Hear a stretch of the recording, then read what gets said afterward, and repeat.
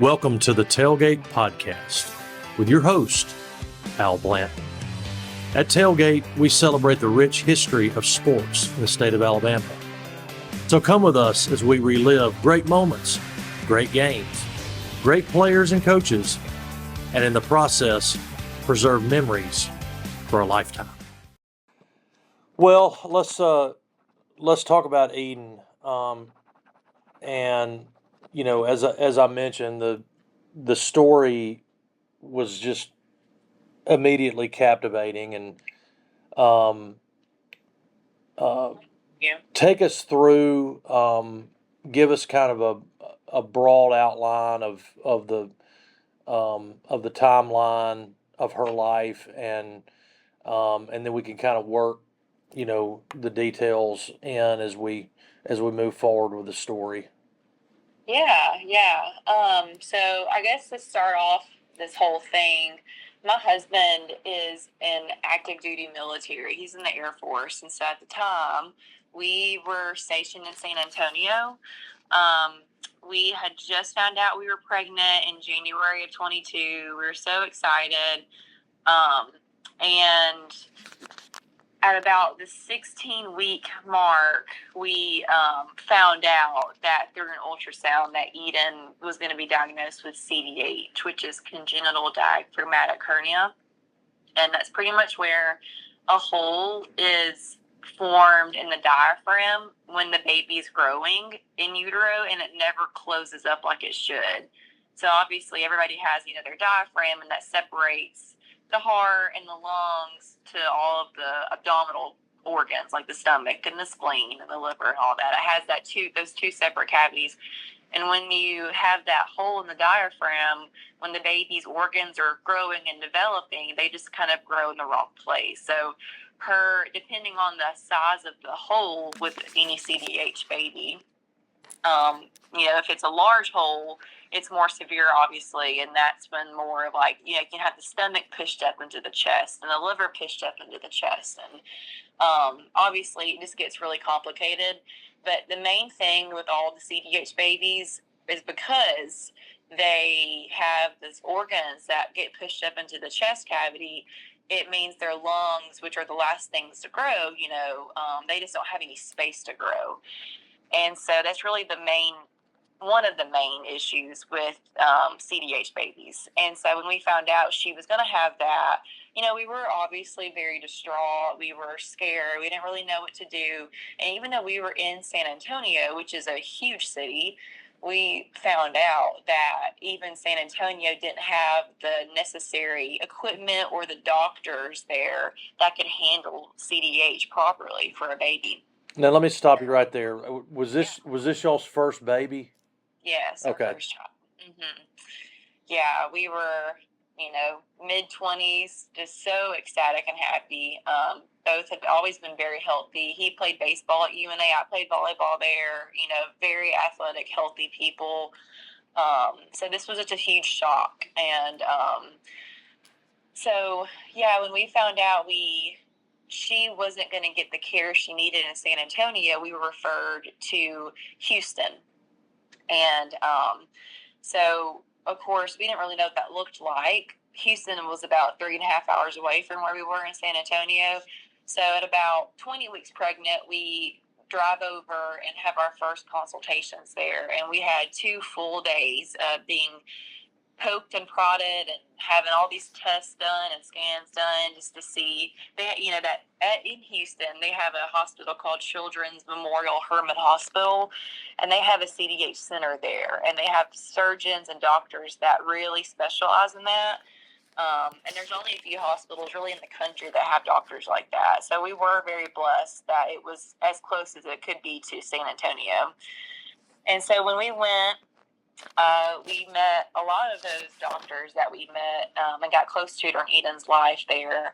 And we just really felt like, even though we were scared and didn't really know why, of course, we really felt like God was calling us to Houston, and that was the best chance for our child. And so we didn't really know the logistics of how it would work, but we knew we were going to make it work. We knew we were going to relocate to Houston for the birth. At those consultations, we found out that the average CDH stay in the NICU is 4 to 6 months. It could be shorter, it could be longer, depending on if any complications happen. So it was just a really, kind of scary, unknown time, but we felt very safe and very at home in Houston there. At this point, did you have, once you were starting to kind of learn about CDH, was there hope that like she could get through this and like live a normal life, or a semi-normal life, and maybe live to be 70 or 80 years old? Yeah, absolutely. Okay. Depending on the severity of CDH, it plays a factor in that. But we were told in those initial visits that Eden had about an 80% chance of living and making it out of the hospital. And, of course, some CDH babies also have issues with like eating and stuff. But I mean, a lot of CDH babies go on to live just completely normal lives. They have a really cool scar from their surgery that I remember Dr. Harding. He's someone who actually always comes and speaks at our fundraiser galas. And he's super close friend of ours now. And that was the first time we met him, was during those 2 days in Houston. And I remember him saying, yeah, your daughter can say she had like a shark attack bite or something. Like, it's a really cool story. And we were just like, okay, like they do this for a living. We could see, light in this path. And even though it was a very dark and scary path. We went back to San Antonio, and pretty much the rest of my pregnancy, we would rotate from, I'd have a specialist visit in San Antonio, and the next week or two I would drive to Houston and have a specialist visit there. So we kind of did that the whole time until I hit 34 weeks pregnant, and then we ended up relocating for good to Houston. And thankfully, with the military, my husband had some emergency leave, so he got to move out there with me. And again, we just had no idea what to do. We just know we were going to do it. And we quickly found out how expensive everything is, obviously. I mean, we couldn't give up our house in San Antonio. We were renting a house there at the time. So we couldn't give that up because we needed a place to come back to. We didn't know how long we were going to be gone. So we ended up getting like a monthly Airbnb apartment in downtown Houston, which is very expensive. On top of keeping our rent in San Antonio, which is also very expensive. And, that kind of stuff that people didn't think about really added up, we had still all these bills in San Antonio. We had a dog. I mean, we couldn't just leave him. So it's just, we found out that it's not as easy as it sounds, but we were obviously going to make it work. And thankfully, Dylan, my husband, and I, we have fantastic support systems in our families, which we always knew that. But I mean, not everybody's blessed like we are. We both have very amazing, strong sets of parents that helped us out financially during that time, so we could focus on Eden. So we were very thankful for them to give us their assistance during that time. Because, I mean, honestly, without them, I don't really know what we would have done. We would have went into debt probably. I don't know. But anyway, all that to say, we moved to Houston at 34 weeks pregnant.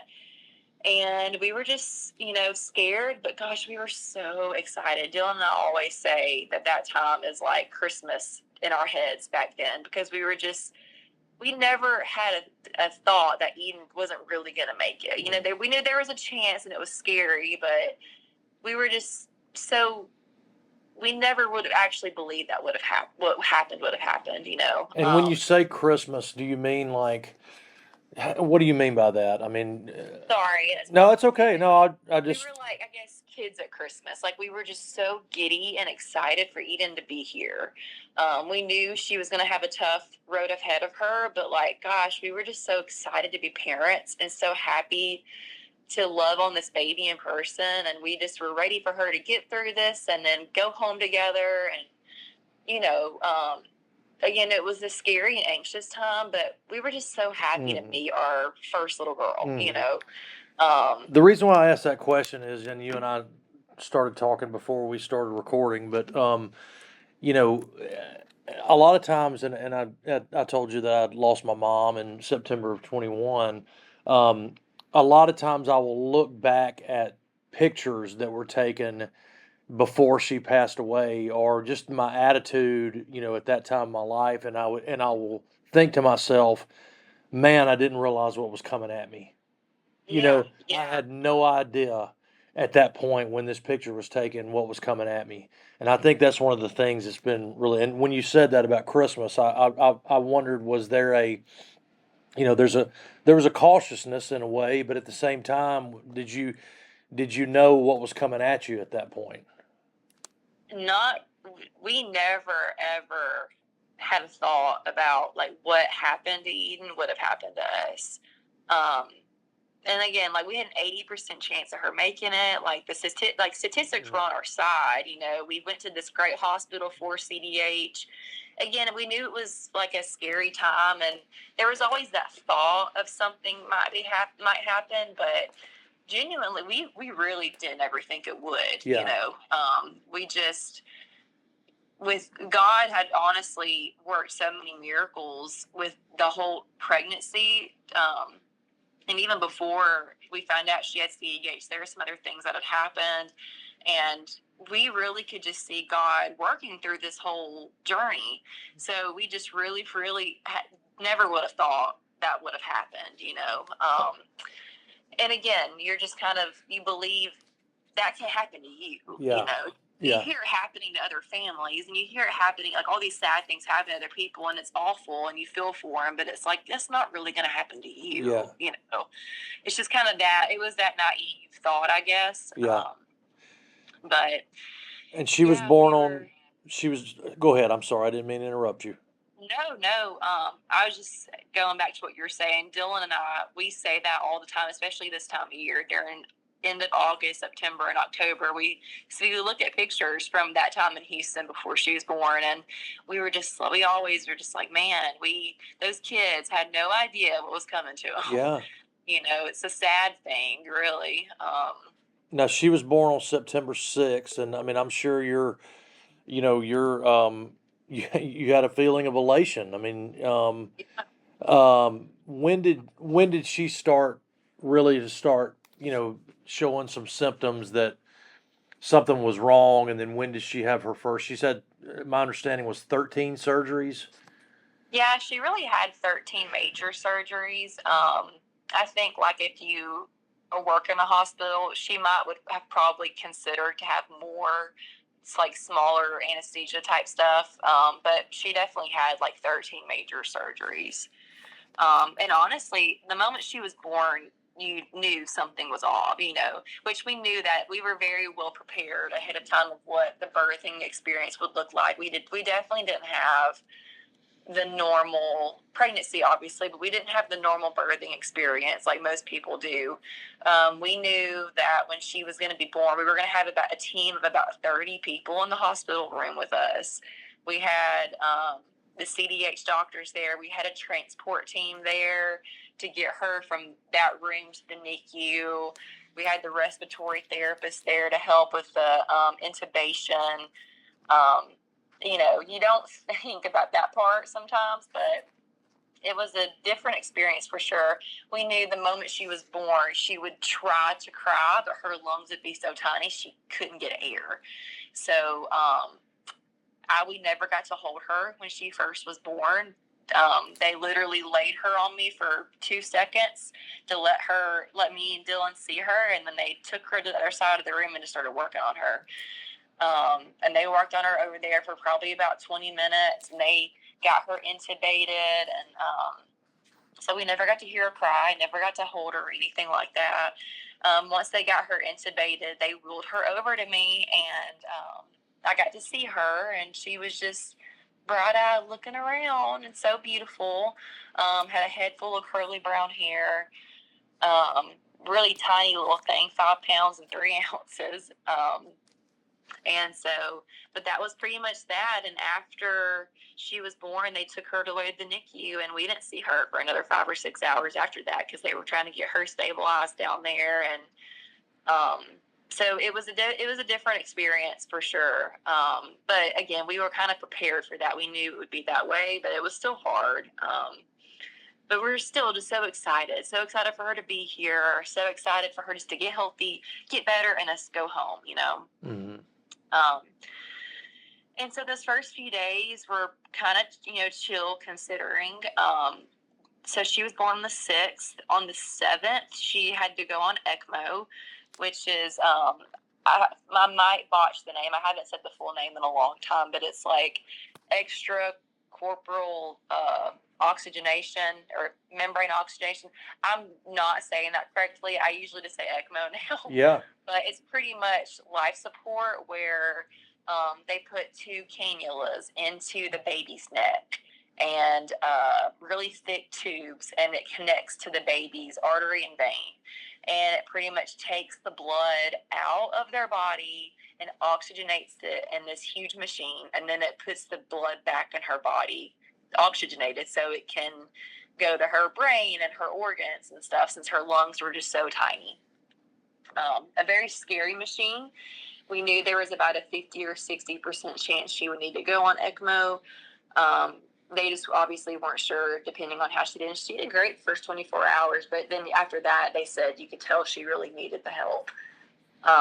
And so ECMO is scary because it's literally a machine breathing for her, and when your blood leaves your body, it automatically wants to clot, So clotting is an issue with any baby that goes on ECMO. Because of the clotting issue, they usually give babies blood thinners, and then that also leads to the risk of having brain bleeds and stuff. So it's a very scary time to be on ECMO, but, we knew she needed it to get over that hump, and so we were just like, okay, that's fine. So that 7th, on that Wednesday, she went on ECMO. She had her CDH repair surgery on Thursday, and it went great. It was a couple of hours long. That was technically going on ECMO was her first surgery. And then her CDH repair was her second, and it went great. It went fine. And then on Friday, she was doing great, was recovering, was just, we would go and visit her. She was doing good. And that night on the 9th is when everything changed for her and for us. We actually were staying in a Ronald McDonald room. That hospital is amazing because on the floor of the NICU, on the other side of the lobby, they have like 10 maybe, I can't remember the exact number, but they have Ronald McDonald rooms right there. So babies who are in real serious in a critical state, parents have first priority to stay there that night so they don't have to leave the baby. And so we were staying there those first few nights, and we got a knock on our door, and it was one of the doctors that came, and she was just like, she wasn't panicking, but you could just tell she'd been working really hard. Mm-hmm. And she said, hey, I've got some bad news. A clot. They found a clot in the tube, and it was going into Eden's body. And so they actually they're working on her now. She's been off ECMO for a couple of hours. At this point, it hadn't been that long, but, she was off it for a while, which is also super dangerous because she needed that to live, So she was on the ventilator at that point trying to live. And so they were just like, we're working on it, and we'll just let you know how it goes.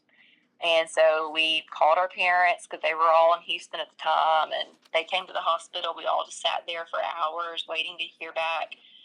And so, a clot had formed and went into our daughter's body.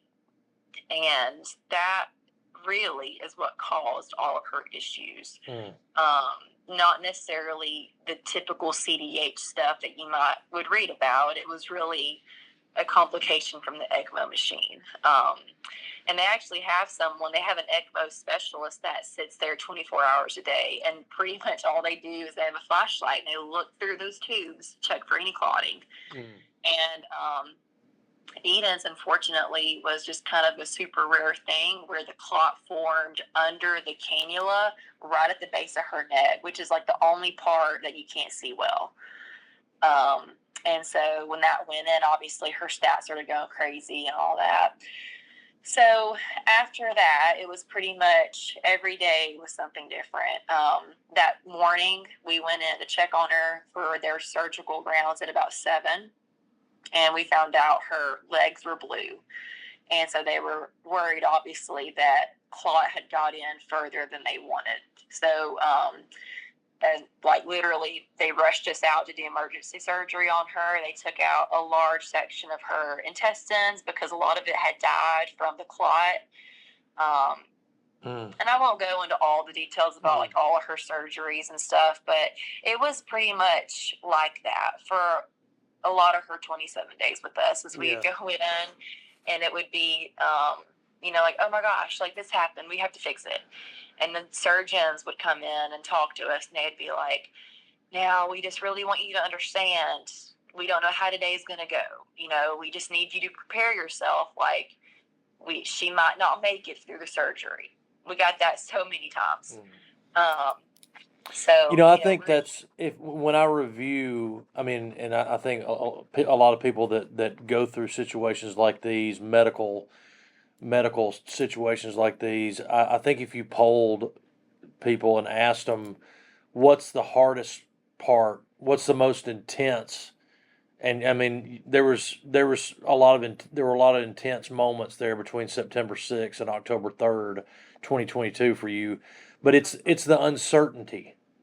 It's the not knowing how this is going to turn out. It is and the roller coaster. I mean, it was like, again, going back to my mom, not to make it about that, but just it was the ups and downs, and then you get hope, and then that's pulled back out from under you, and then you're envisioning them getting out of the hospital, and then then you have a setback, and just that uncertainty about, I don't know how this is going to go. How did you and Dylan take? I mean, that must have been extremely hard, and how did y'all navigate that that uncertainty and that roller coaster that was happening to y'all? I mean, I don't know if I have a good answer for that. We kind of just did, we were really into survival mode at that point as parents. And it's like you said, it was truly a roller coaster where you would have hope one day, and then the next day you felt like everything was crashing down. And then she was just such a incredible, courageous fighter. I mean, she would come through these crazy surgeries like that, surgeon telling us that about, you just need to prepare yourself. We don't know how it's going to go. And every single time he would come back and he'd just be like, I'm just amazed by her. Like, she's pulled through and thinks she's doing great right now. So it would be like, you'd have that conversation at the beginning of the day, and then at the end of the day, it was, she's doing great. We think she's doing good now, It was very hard, and I don't really know another way to say it, but you just have to go through it and deal with it, you know. It's so mentally exhausting, and especially going through any loved one going through something like that, especially when it's your child and your baby. Like, babies, you as a mother and as a father, you're the one that's supposed to take care of them. Yeah. Their every little need, and then you don't get to do any of that because she's so, sick, and these doctors have to do all these surgeries, and she's on all this medication, and it was incredibly hard to watch, and Dylan and I always said from day one, we don't want to do things to her to keep her alive. Mm-hmm. Like, we don't think that's okay. And as much as obviously we want her with us, we never wanted that for her, but, at this point, there was always like, well, if she can get through this, like, she'll be okay. If she can get over this hump, things will get better. And that's really how it was. And a lot of those complications really came from that clot, Yeah. That we would fix one thing, and then we would realize something else wasn't good. And so they'd have to go in and fix that. And then once they fixed that, that would get better, and something else would start showing up. And then it was kind of like that for a while. And then there were days that she had just restful, good days, like we would just sit in there with her and read her books, and she would love for us to rub her hair, and, we had those days too. It wasn't like it was always just sad and defeating. Like, we had some really, as hard as it still is being in the NICU in the hospital, we did have some good days there with her. Yeah. And so she ended up having open heart surgery, and they removed almost all the clot. I mean, there's just so many. I could go on probably for hours about all these different days and details and what happened. And I'm not going to do all that. But, I mean, you can. I mean, anybody can go to our website and read more about the specific details. But pretty much she just was such a fighter. And, again, she went through 13 really major surgeries. She got off of ECMO. She was doing really, really good. And she even got to where all of her, big surgeries were over. Like, she was, quote unquote, past that hump, like we kept talking about. She was off of ECMO. She was breathing with the ventilator, but more on her own. Her lungs were looking so much better. We got all of the issues from the clot pretty much fixed and done. And she did great with open heart surgery to get all of it out. And, we were definitely at that point, for sure, her last week of life, we really, really thought we were going to go home. For so many days before that, like those 20 days before, it was just every day was, I don't know if we're going to take her home. I don't know what's going to happen. We would call our family and our friends crying one night thinking, like, she's not going to make it past the night. Like, I need you to know that. And then the next day, again, the doctor would be like, if I was a betting man, I would have lost all my money because she's pulled through again. And, so, yeah, just a huge roller coaster. But she was so, tough that she really won the hearts of so many of the nurses and doctors in the hospital. I mean, she really, the core CDH group of surgeons and doctors, they just fell in love with her. Even the older ones that had been there a long time, they don't get too attached, obviously, to every single family. They just kind of do it as a job. You could see over the course of her 27 days, they just really got so attached to her, and they were pulling for her. And one of her main surgeons, she's actually my really good friend now, and she's on the board of the charity. She still texts me and calls me, and she has Eden's handprint on her badge now. Eden really touched so many lives. And, as a Christian, you want your kids to live, obviously, and I'm never not going to wish that she wasn't here. But, when you think about the big scheme of things, you think about, like the kingdom of God and his work. And, every parent wants their child to further the kingdom of God and, to live that kind of life. And Eden really did do that. And even though she just lived 27 days, we had a Prayers for Eden Facebook group where I would be very detailed and give updates every day about stuff. And we had people, at one point we had over 1,000 people in that group checking for updates. And we had people from Brazil, from Europe, all these crazy places around the world who heard of Eden's story and started following the group. And they would send us messages like, I started, believing in God because of Eden. Like, her story is so miraculous, and I can just see God working through her. And it was a very, very special thing to witness as a mom. And again, if I had the choice, I would never want her to go through any of that. I personally just want her here. But, with it being what it is, it was very special to witness. And she would have, doctors and surgeons from all over the hospital that never even worked with her. Mm-hmm. They would come and check on her because they heard all these amazing stories about her. Yeah. We would just be sitting there next to her, and all of a sudden this, neurologist would come in, and we'd be like, oh my gosh, did something happen that we didn't know? And he's like, oh, no. I'm up on the 8th floor, and I heard about Eden, and I just wanted to come see her for myself. And we're like, wow, that's, really special. And that's just kind of the baby she was. She was beautiful, and she was tough, and went through a lot of things that, majority of people never would have to go through.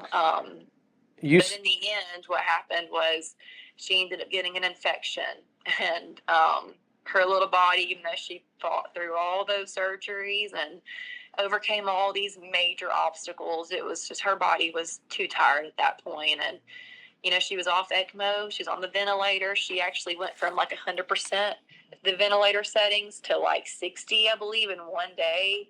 I mean, just doing incredible. We all were so excited. Even her main group of surgeons kind of went away to the other CDH babies because she was doing so good. They didn't, we didn't need their help necessarily as much anymore. And, yeah, pretty much over the course of those last 3 days, you could just see things plummeting, and we didn't know why. And it was very scary. And with as good as she was doing, we just didn't expect, obviously, things to just change out of nowhere. And I remember I actually texted, her name is Dr. Drucker. Her first name is Natalie. She was one of Eden's surgeons, and I had her cell phone number. Again, that's how close we all got during Eden's life, and how much Eden meant to her and to all of them. And she was off that weekend, and she said, please text me if you need anything. And I texted her about what was going on and how freaked out we were. And one of the main CDH surgeons that was been with Eden the whole time, I was like, I really need to talk to him.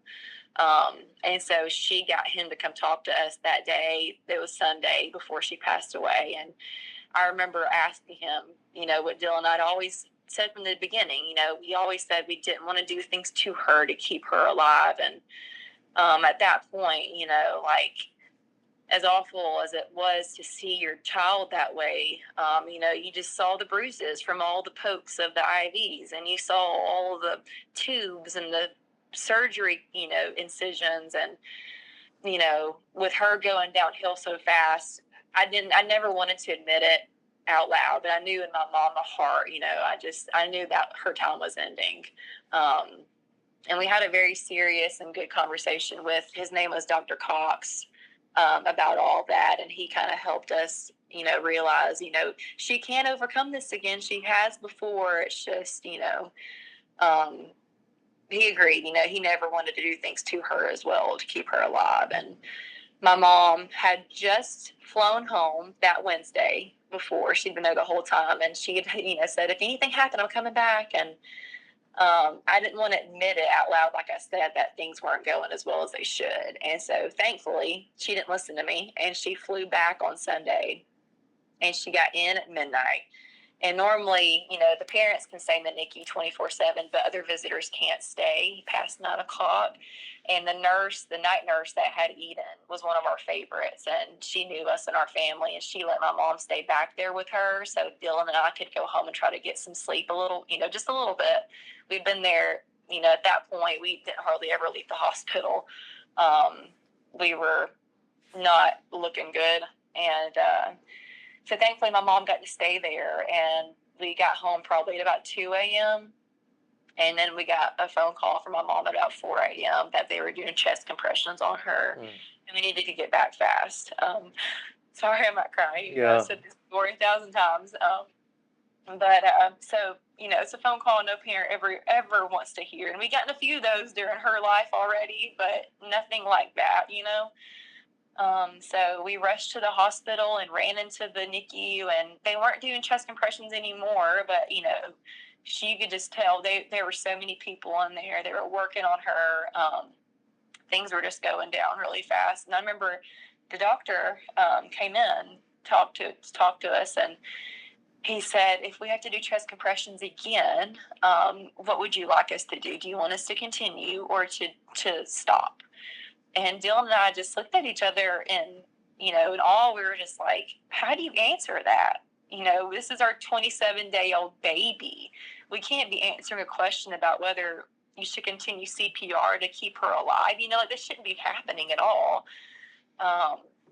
And so we just didn't say anything. We were just in shock. And he went back and was working on her, and you could just tell, her oxygen kept getting lower and lower. And it felt like we were there for a long time.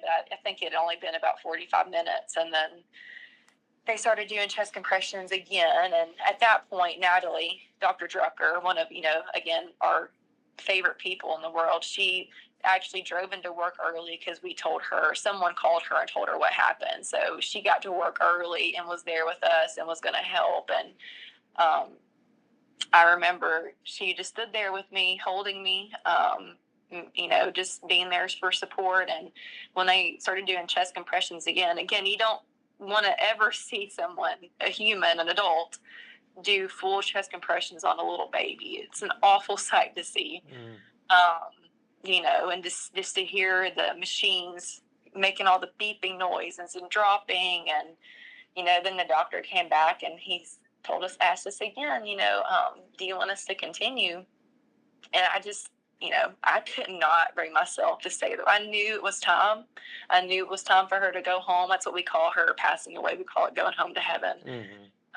We knew it was time for her to go home, but we just, how can you say those words? It's like, it's your baby, and I just remember looking at Natalie, and she had to just nod at me and tell them, yeah, I think it's time. And so I don't know what we would have done if she wasn't there, but so yeah, they quit doing chest compressions, and they quit trying to do all the necessary measures. And at that moment, that was the first time I got to hold her as she was leaving to go to heaven. This whole time I hadn't been able to hold her. Dylan and I held her and kissed her. And again, first time I got to kiss her either. All of those things that people do right when they have their baby, we never got to do until then as she was leaving. And we just kept telling her that we would be right behind her, would be there soon, and to tell all of our loved ones, hi, and it's going to be okay. And, it's weird to say it's a beautiful thing, but it is. You bring your baby into the world, and then you're there to see them go to heaven, and nobody wants that, obviously, but that's the pain we were dealt, and so, yeah, that was that morning, and we spent the whole rest of the day holding her and loving on her and doing all the things that we never got to do with her. We actually gave her a bath. We changed her into some clothes and cleaned her up and just held her and read her books, and just, she loved being read to. Like, we would have to quit when she was with us. We would have to quit reading her books because her blood pressure would drop so much she'd calm down so much. So that was always a thing. Even her nurses all went and bought her books, and we had one of her favorite books that we would read to her was one from her nurses that they all signed for us. And so anyway, we just got to read to her and cuddle her and do all the things, and we held her for, I believe it was 16 hours that day, and didn't let go. Didn't eat, didn't use the bathroom, just try to soak up every second that we could. And we knew by the end of that night that we had to let her go, and then we had to do the next awful part, which was doing the funeral arrangements and packing up Houston to leave without our baby. It just felt so wrong. But that was probably a very long-winded story, but that is her story. And she just changed the lives of so many people.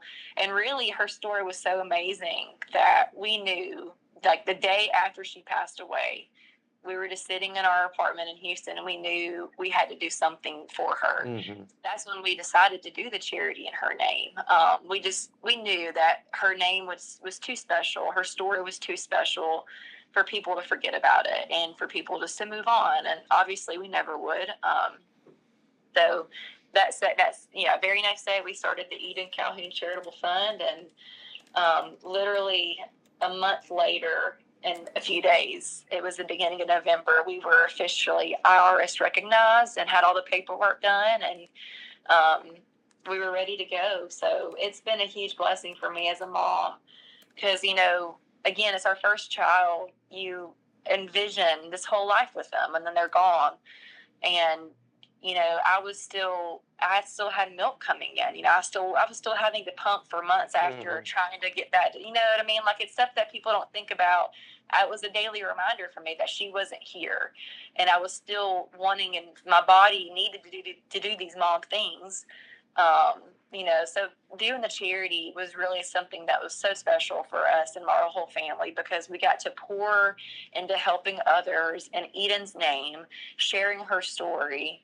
And, it gave me a purpose as her mom. I was doing something for her. And even to this day, it's been, in a few weeks, it'll be 2 years that she's passed, and then she's went home. And it's still a huge blessing for me to be able to do it. It's hard work, obviously, and but it's amazing to see what God has done with her story and her charity, and how many families we've helped and how many babies we've helped. And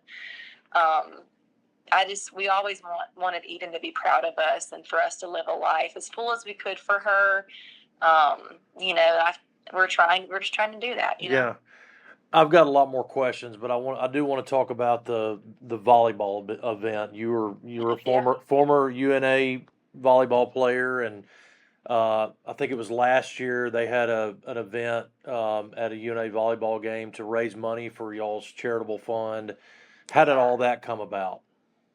So UNA, back when Dylan and I played there, it was D2, and then the year after I finished volleyball was when they went D1. And really, everybody there now is different than who they were when we were there. Like everybody in the athletic department, the volleyball coach, the baseball coach, they're all different. And so we really didn't have much of a connection with anybody left there.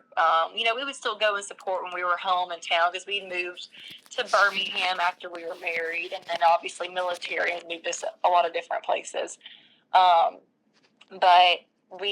So the summer of 23, we did a charity event in Florence, and it was Eden's River Walk, and it was a big, kid-friendly day with carnival games, and we gave away free bikes to all these kids, and it was just a really fun day, and it was kid-centered, and it was at McFarland Park in Florence, and it was a really big success. So many businesses from Florence sponsored. And we actually reached out to Megan Lovelace, which was someone we did still know from the athletic department, just seeing if they wanted mainly to send over some volunteers, because when we were athletes, we did volunteer stuff all the time. And so we really were just mainly wanting some volunteers and seeing if they wanted to help out. And, they heard about Eden's story from us at that time, and they ended up sponsoring the event, as well as giving some players to help run the events. And it was a really fun day. The kids loved it. And so later that month, or that summer, Coach Tristan Johnson, the new volleyball coach, he actually reached out to me through email, and he couldn't go to the event because he was doing, I think, a recruiting thing that weekend, but he apologized for not being able to attend, but wanted to do the volleyball match for us. And we were just so excited. I mean, I love UNA. My grandfather, who we talked about before the podcast started, he went to UNA back when it was Florence Teachers College, I think. Yeah. And my mom played volleyball at UNA there. I played volleyball, obviously, and Dylan played baseball. So UNA is so important to our family. And so when they reached out to do it, we were just so ecstatic. And so we got there early, and we met all the new coaches. Like Dylan met the baseball coach, and I met the volleyball coach for the first time in person. And they just went above and beyond to make that night special for us. Like all the athletes were there. It was also, I think, that same weekend, it was alumni weekend for volleyball. So I saw some of my former teammates, and that was a lot of fun. They had a donation thing set up, and we got, I think, a certain number amount of the ticket sales for us. And they did a video for us to show people who Eden was and what our story was. And, they had a game ball for us and a little goodie bag. I mean, they just really went above and beyond. It was a very, very special night. And no one knew at the time, but we were actually 12 weeks pregnant with our second daughter, who we have now. So I was very emotional, and it was just, it meant back then, and even now, obviously, it just means so much that UNA is so giving and caring, and giving back to not only their current athletes, but giving back to their former athletes, that we are old has-beens, but they know of Eden's story, and they just want to keep helping. And it's just a really cool collaboration that I'm happy that they wanted to do it again this year. Yeah. I was looking up, as you were talking, I was looking up the meaning in Hebrew of the name Eden. Mm-hmm. And it means delight. Yeah. And and I was looking up this Easton's Bible dictionary, and the first sentence that it says is the garden in which our first parents dwelt. Yeah. You know, Yeah. and I'm sure you can feel that. You know that y'all delighted in that garden that she created for you guys in those 27 days in which she lived. Absolutely. Yeah. We always say, it's, and people who don't, I think, that have not ever experienced anything like what we've experienced, sometimes I don't think they understand, but, those 27 days are some of the happiest days of our lives, even though they were also the hardest days of our lives. That was the time that we had with her and that she was here. And of course, as her parents, we would never want to go back and have her like relive any kind of pain or, anything like that. But I mean, those 27 days, it was just the only time obviously we ever had with her on earth. And she just really showed us the meaning of toughness and grit and beauty and love and, being a miracle worker. Like God, like I said, just performed so many miracles with her. And, her life was just such a beautiful thing. And I just will want to share her story and continue to let people see that.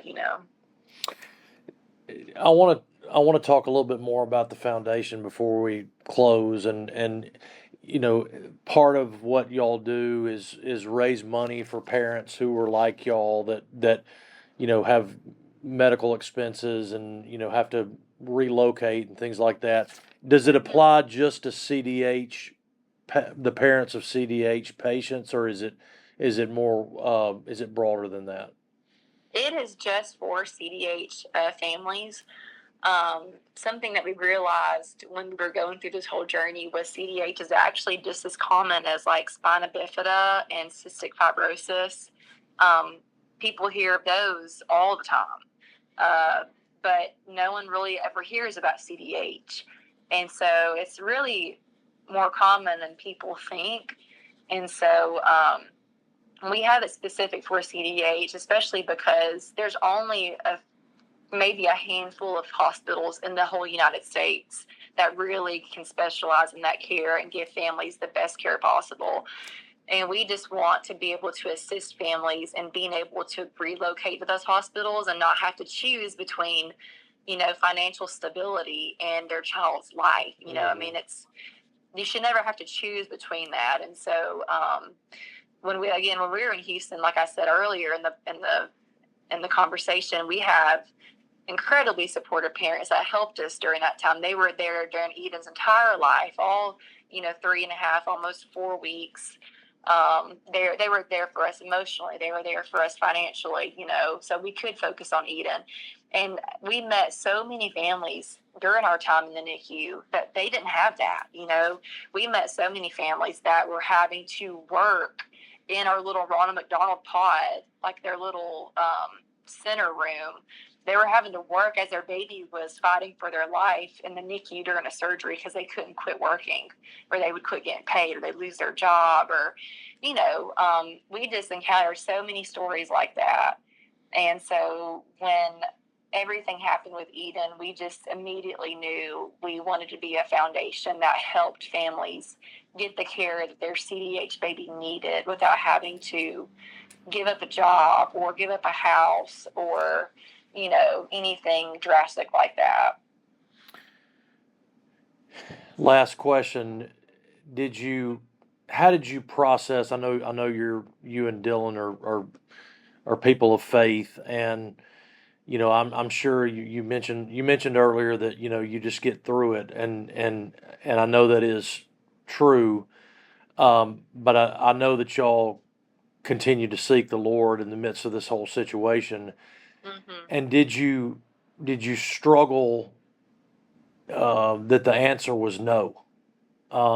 Absolutely, yeah. How do you process that? Because again, going back to my situation, I just thought, well, we'll pray my mom out of the hospital. I mean, we're gonna get the prayer warriors together, buddy, and we're going, and I was doing the same thing. I mean, providing updates, people were praying. I mean, we were seeking the Lord. And then the answer was, I'm taking her home, Al. Yeah. And how Yeah. do you process that I from a mean, yeah, believer's standpoint? I'm not gonna lie, it is a very, very tough thing. Even now, I still struggle with that.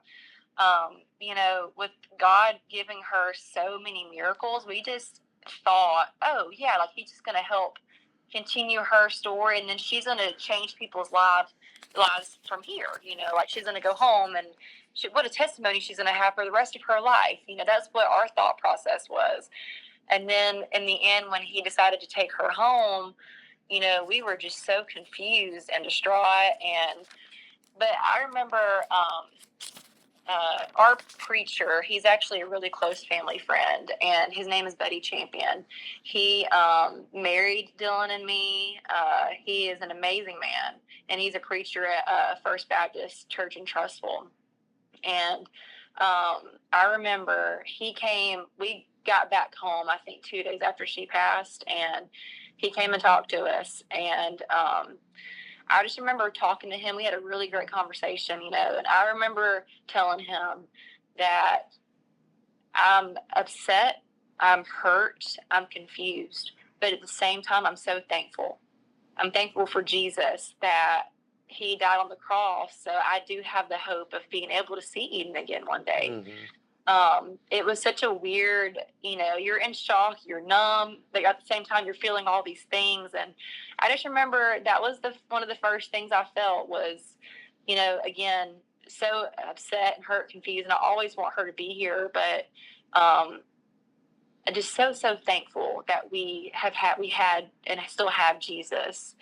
And that I genuinely don't know how parents or anybody that loses a loved one, especially a child, gets through it without being a believer, because I just don't know how they can, they don't have that hope of seeing them again one day. And then you feel like you're on an island, and that you've just got to gut everything out. I mean, like, that there's no help coming from anywhere, spiritually, supernaturally, and you're just living horizontally. You can't, there's no help anywhere. You're just, it's up to you and the weight of that. It's very tough. I mean, Dylan and I, thankfully, we grew up in church. We grew up with such a firm foundation. And those first few years we were married before Eden, we've had such a firm foundation. I'm thankful for that, because when that happened with Eden, Lord, it obviously wrecked us. And if we hadn't have had that, I don't know how we would have dealt with it. I don't know what we would have done. It's just kind of like a silent, trusting process where you don't understand anything of what's going on. We never will on earth, but we just know what the Bible says, and we just trust that God is still good all the time, even when we don't understand it down here. He has bigger ways than ours, and I know I've said this multiple times, we would always, if we could choose, we'd always rather want her here with us, just selfishly, and we want her here. But, one day when I get to heaven, that's something I'll ask God.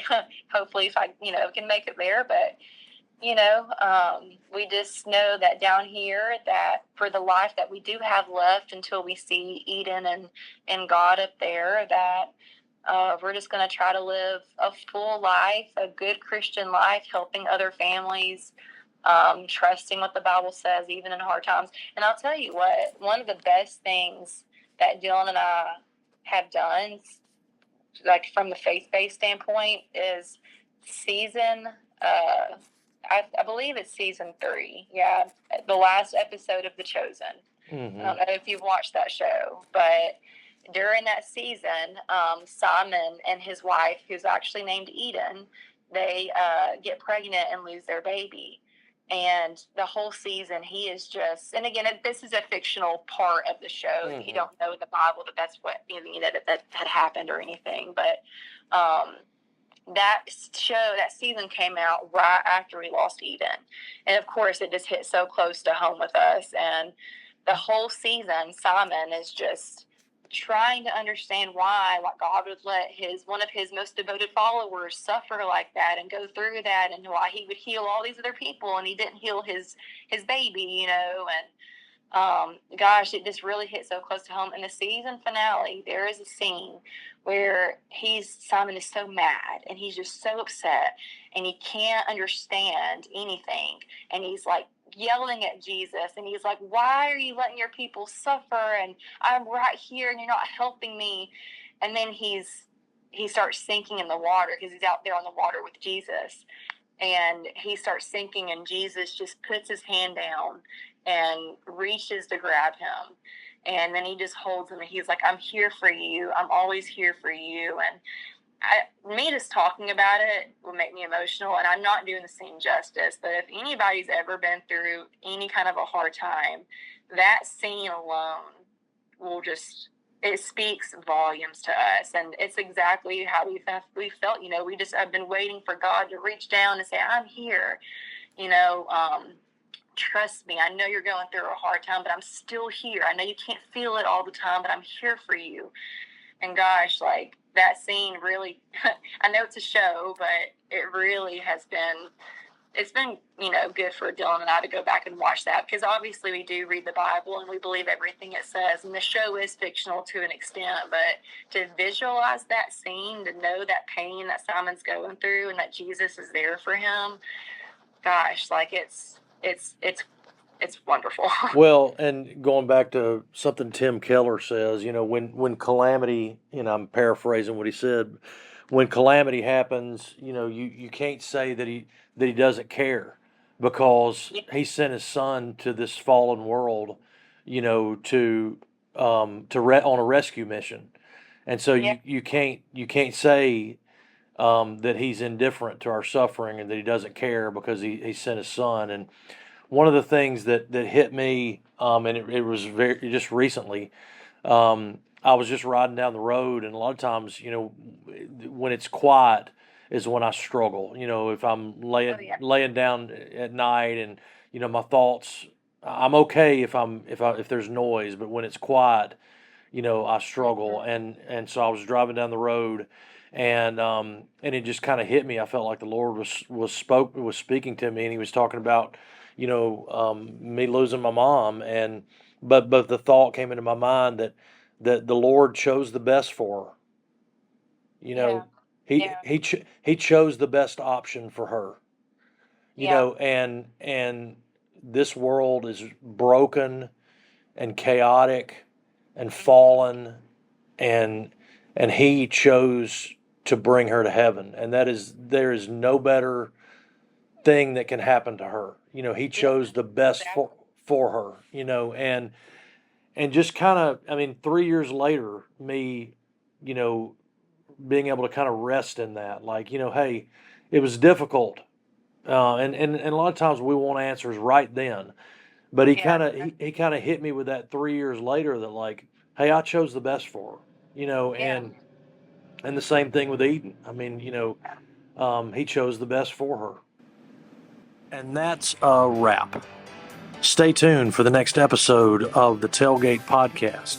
And in the meantime, connect with us on Facebook, Instagram, Twitter, and TikTok. We'll see you next time.